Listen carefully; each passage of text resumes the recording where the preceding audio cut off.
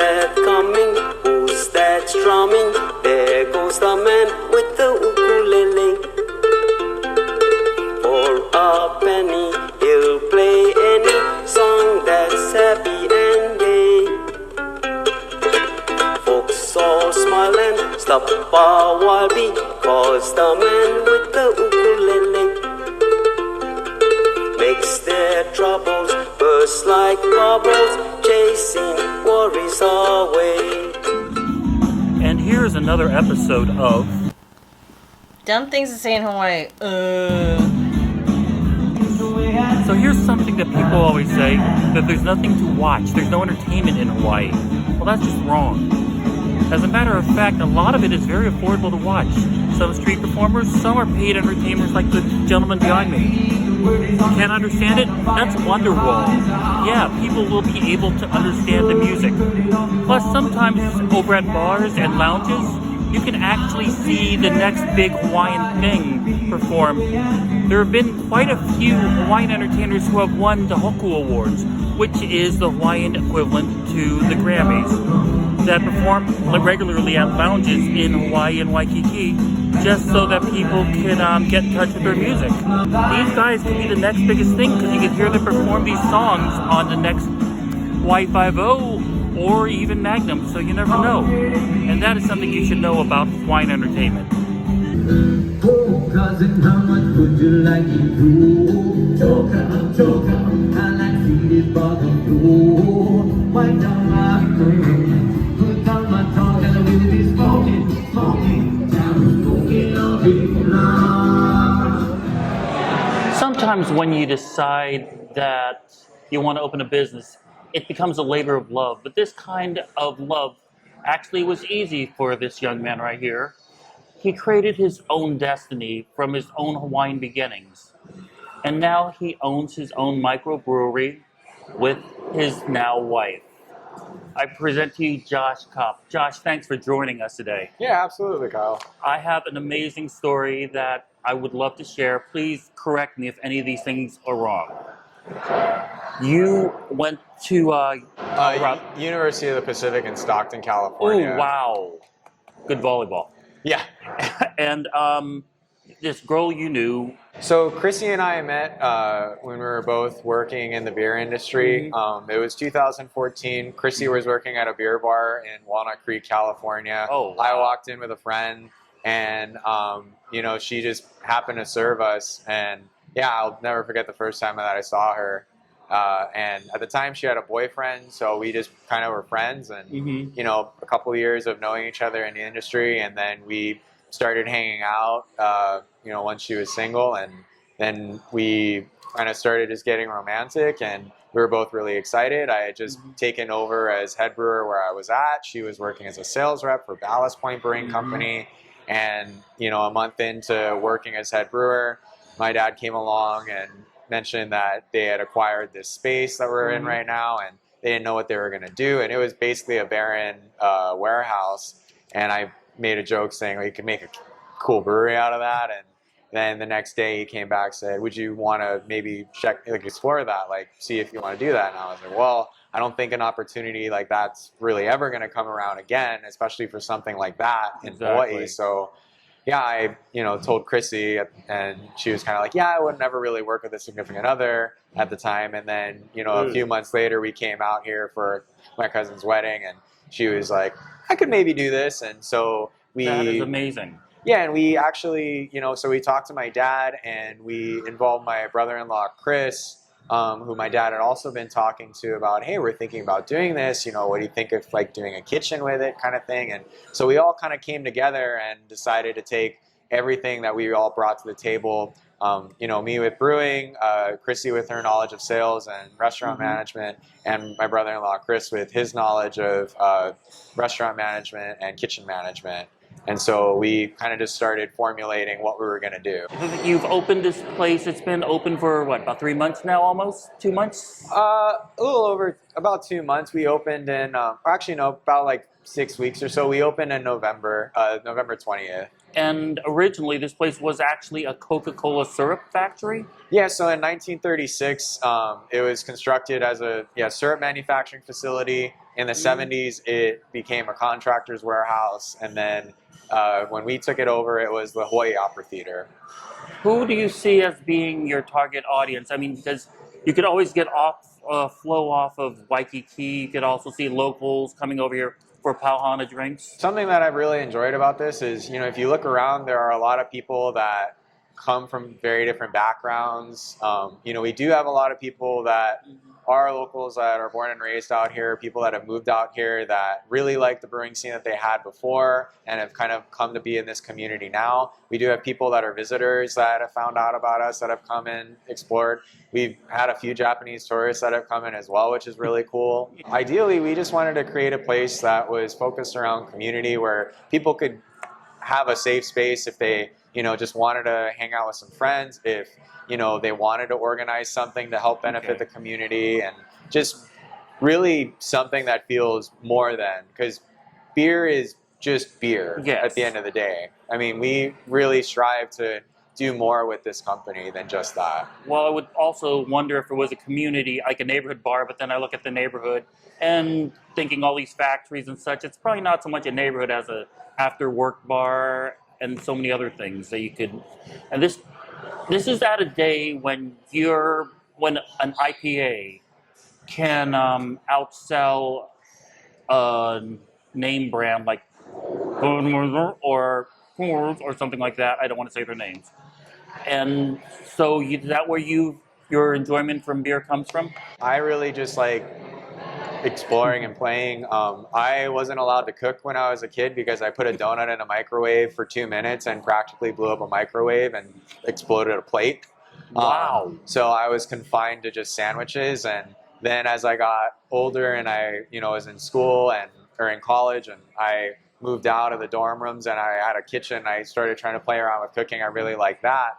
And what happened was somebody told me, oh yeah, you can make beer before you're 21. And I was already starting to kind of like check out stuff where I was like, well, what does that taste like? What does that taste like? Like, I've always kind of been like a exploratory person, I guess, with anything. But so I started making beer because it fed into my OCD and my ADD. No, you got to be really clean, and like it just fit really nicely. And I was studying finance and marketing, and I really didn't like what I was learning with how the financial aspect of the world was, and it was good to understand. And marketing, it was cool, but I felt like this was something that, even though it wasn't going to pay very well, it was still something where I'd be happy. How is beer in Hawaii different than it is in California, Nevada, etc.?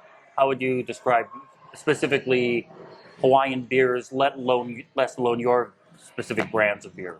So I like to think that a lot of people come out here, and because it's hot weather, everyone expects everything is just going to be, really light, easy drinking, which a lot of the beers that everyone makes do. But the market is so diverse, similar to what you see in other states where everybody kind of has their niche. There's another brewing company out here that their vibe is they always incorporate a fifth ingredient. It's Hana Koa Brewing Company in Kailua. They're always, putting something that's a local ingredient into their beers, which is really interesting and cool. With all the breweries that are out here in Kaka'ako, we all kind of make somewhat similar different styles, but we're always experimenting as well. I really like to think that the Hawaii beer scene is still in its young phase. I believe it, yeah. And so a lot of us are, kind of still coming into our own, like as far as like what we feel like this is representative of us. And I think each individual brewery has its personality. And my goal is that, we as a community end up getting to a place where there are breweries in California that are like, these guys in Hawaii are making beers that you sold them out here. Like, they're going to blow everything out of the water.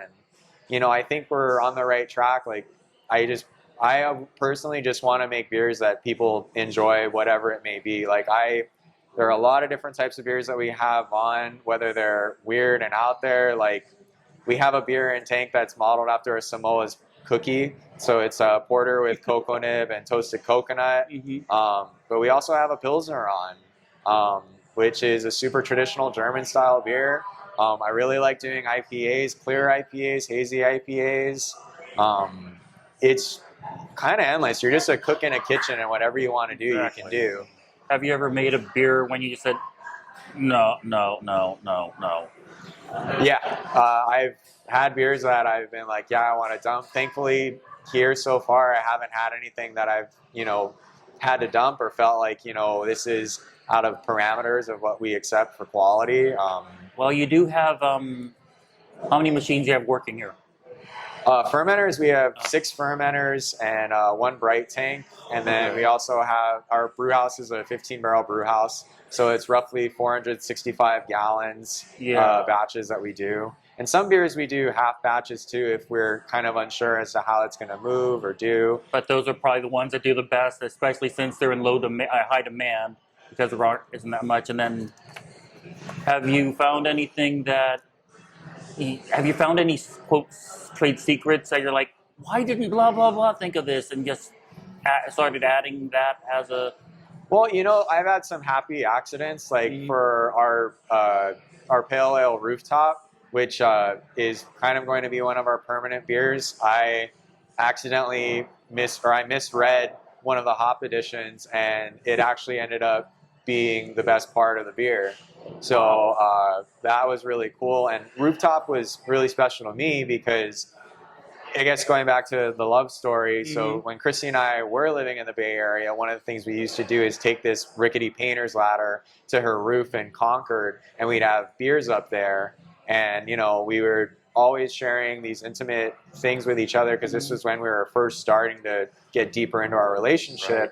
And so I wanted to create something that was in homage to that, something that while it has these cool nuances and everything, it's still just, it's easy to put back and you just end up focusing on the conversation at hand.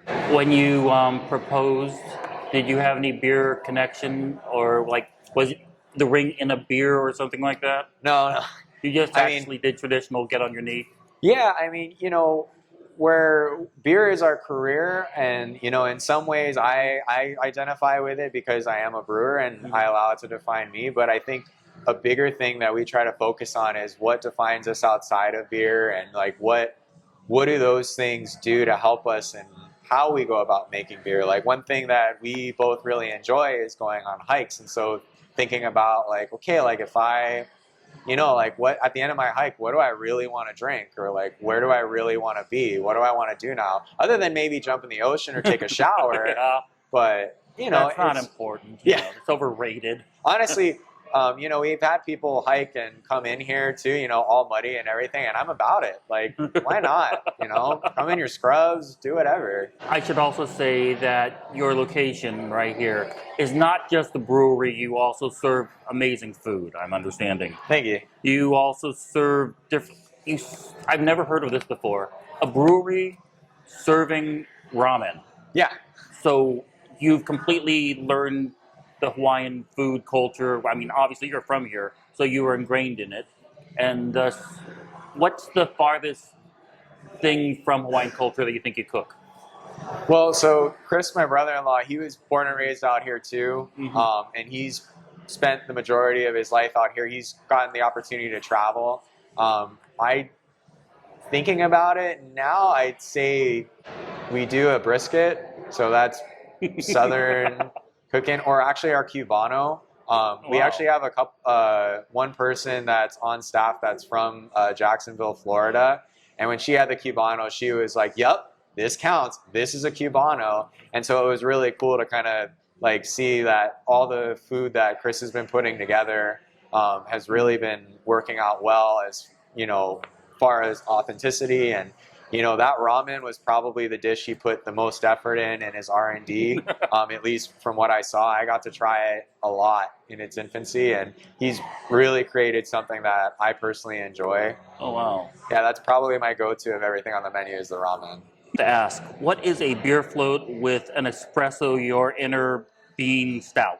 So we basically take a stout, our espresso your inner bean stout, and add a scoop of vanilla ice cream to it. And where espresso your inner bean, you get these really rich notes of roast, chocolate, star anise, and you kind of get almost slightly like hazelnut kind of coming through.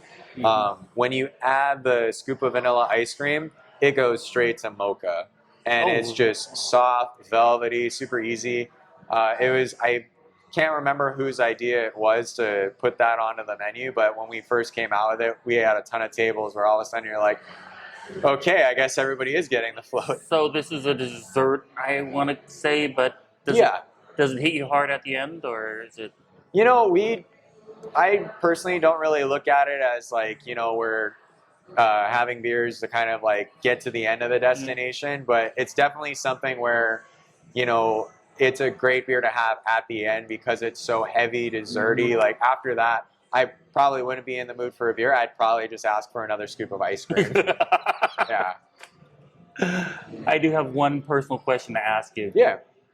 Out of all the different types of beer that you can brew, which reminds you mostly of Chrissie the most? Rooftop.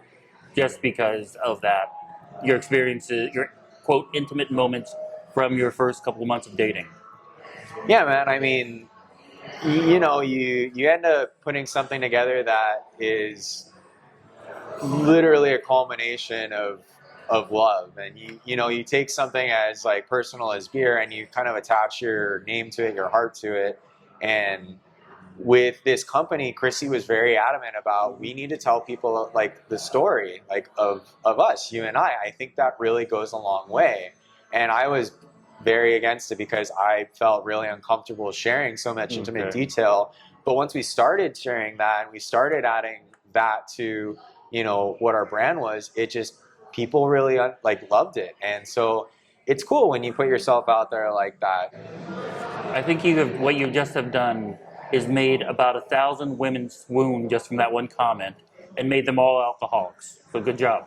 I mean, if somebody wants a beer, but yeah, it's fine. Oh well. So I think that's a true sentiment of love. Does she want to do this for the rest of her life? Because it sounds like you're happy doing it for the rest of your life. Yeah, I mean, you know, we're still really young in like the stage of this brewery, and we're all working on these ridiculous hours of trying to get everything to come together and work well. And you know, I'm just so appreciative of everybody that's put in that time, especially her. I mean, we get home and sometimes that's all we end up doing, or she ends up doing too.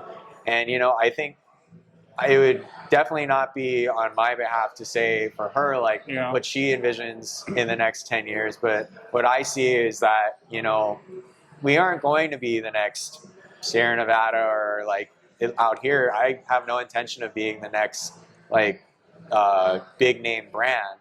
I really want to build something that, you know, while it may be available in the state and we might do some things that are readily available, there's a lot of stuff that you might have to come here to get it, or you might have to go around searching for it. And that's because I always want to keep things fun and interesting, but always have something that you can fall back on. We really like to connect with people through those media, but I mean, we'd be also really down to just see you face to face and talk. What is your website? It's hanakoabrewing.com. Mm-hmm. And is it Hana Koa or Hana Koa Brewing for Instagram as well? Yeah, it's at Hana Koa Brewing. And it looks like you have pretty much a hit on your hands. So congratulations, and I thank you for spending your time with us. Yeah, anytime, Kyle. Yes, appreciate it.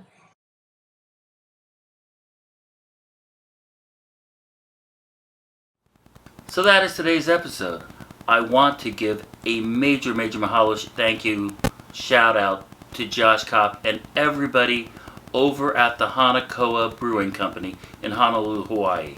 If you find yourself in Honolulu on St. Patrick's Day and you have nothing better to do, I know for a fact they are going to have a big party over at the Hana Koa celebrating St. Patrick's Day, including drink specials, so go by and tell them I say hi. As for next week will be our last episode from Hawaii, and we're going to have a big mele grand finale with an interview with actress celebrity Shannon Winpenny. She teaches, she stars, she's an actress in the pure sense, and a very, very good friend. And get excited about this interview, as it's an amazing interview. That is going to take place next week.